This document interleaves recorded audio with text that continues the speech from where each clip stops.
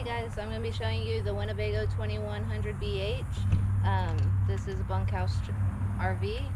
So with your front door, every time you open it up, your screen door will always come with it. You can take it to where the screen door stays shut, and then you pull your slider so mosquitoes don't come in and get you, and then you can have fresh air come in through. And then when you shut your front door, that screen door will come back with it. And then you also have your grab handle here. This is to help you get into the trailer easier. And then you can move it to help you keep the door shut during transit in case you didn't lock it all the way. Or you can move it completely out of the way so if you're carrying heavy things in, big totes or something, it doesn't get snagged. On your steps here, they're just folding. So you just fold it up once and then you tuck it in.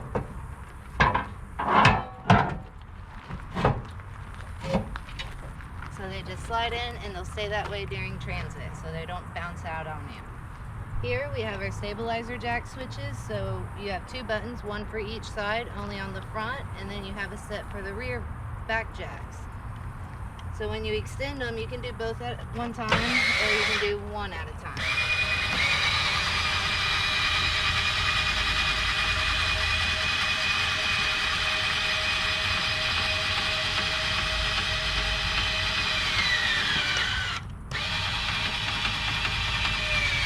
When you put your stabilizer jacks down, just know that they are meant to stabilize the unit. They are not meant to jack up the unit or level the unit. They're just meant to keep the unit steady while you're walking around inside. So if you're walking around inside, she's still a little rocky, come press your button once or twice and put a little more pressure on them, but do not put too much, you'll end up bending them. Alright, now you do have a storage compartment here. So she opens up, there's a magnet that holds your door so it doesn't worry about a plastic clip, and it is a straight pass-through storage.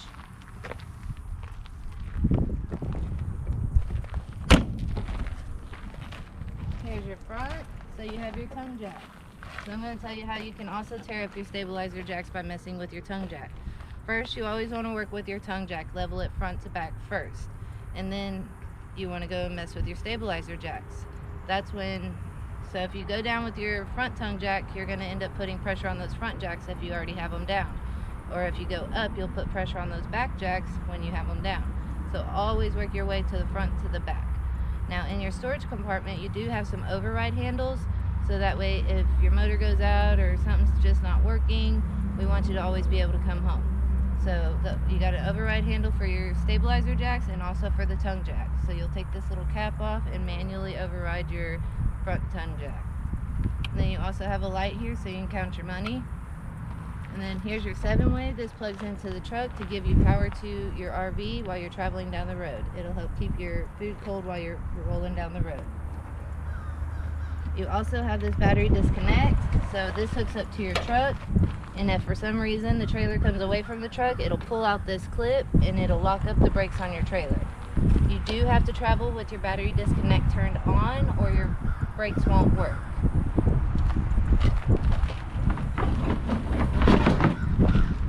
Here's your propane.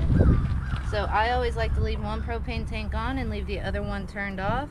You do have a lever here to where you get to choose which tank you feed from, but if this one's empty and this one's on, it will automatically feed from it.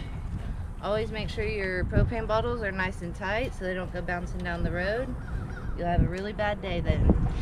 Then you do have your battery already hooked up here, so instead of having to remove the negative off of the battery, they did give you a battery disconnect switch.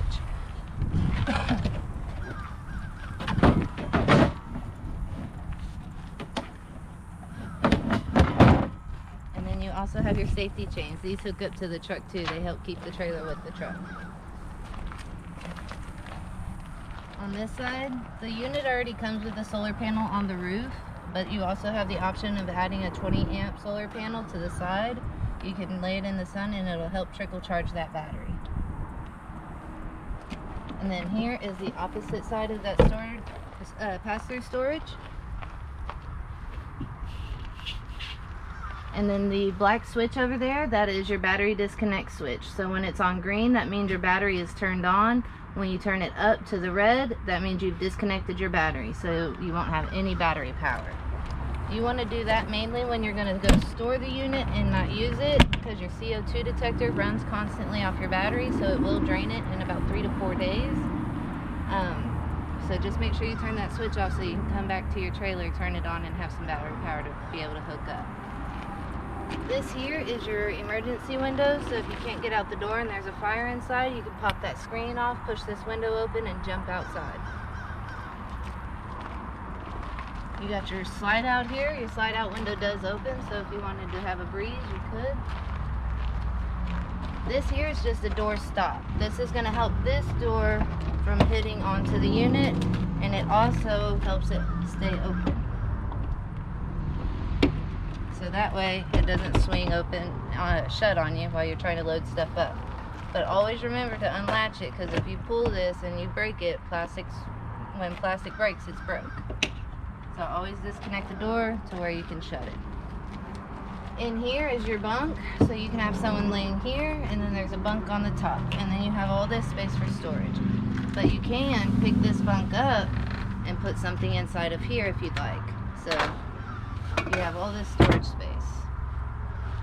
This here is your satellite hookup and your park cable hookup, so you'll carry a coax cable with you if the park does not provide one, and you can hook up and watch the park's cable, or if you carry a satellite dish dome with you, you can hook up there and have satellite. This is a 30 amp power cord, so you just hook it up here and make sure you twist lock it so that way it doesn't pop off on you. This here's your city water connection, so you'll hook up here, and then water turns on and it pushes water through your water system, so you don't have to worry about using a pump or anything. You do have a ladder to get up on your roof if you need to get up there and inspect anything. You have an outside shower in here. You have the option of hot water and cold water here, so you can rinse off your animals or the kids or your feet or whatever you need to do. Here in the middle of the top of the RV is a backup camera prep. So they've already cut and pre-wired the camera hookup, so that way if you bought a backup camera, you can see what's going on down the road in the back, and also it helps you back up easier. You got your spare tire.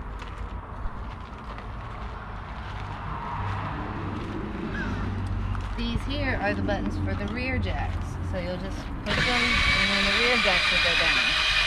Same thing with these. You put them down enough to where you have pressure and it doesn't make the trailer lock.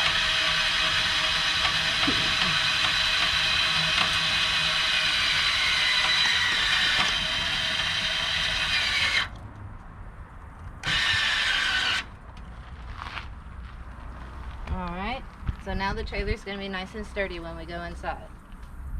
This here is a vent for your refrigerator, so it'll vent out when it's on propane. There is a drip hose, so it'll drip, the excess water will drip out. This here is a furnace, so the top hole will blow out hot, the bottom hole will suck in the cold air, and this screen is to help protect the bees, dirt daubers, and wasps from getting in there and making a home and damaging your furnace. You do have outside speakers, so if you wanted to have a party, you can turn on the music and jam out. Just be careful when you answer your phone on Bluetooth. Your conversation could play through the speakers. This here is your black tank flush, so when you get ready to go store your unit, not use it, or if you're a full-timer, you want to flush out your tank at least once a month, so that way the sensors are clean and your tank stays clean and it helps maintain everything. Do not walk away from the trailer when you use this, because you could fill up your tank and have a very unsanitary situation when you come back. This here is a 110 plug for you to plug in a TV, also a park cable, and then you can also screw in a backer or a TV mount here and put a TV here. Don't recommend it, but you can. This here is an outside water port, so it just has cold water, no hot water. So this is pretty much to rinse your feet off as well. But when it's winter time, you'll probably want to use the outside shower. This here is our water heater. This is the option of electric and propane. Always make sure you have water in your water heater before you operate it, so that way you don't blow your tank up. I like to pull my pressure release valve. If water comes out, I know I have water in my water heater. I like to start off with propane because it gets the water hotter quicker, and then I switch it over to electric to help maintain the heat.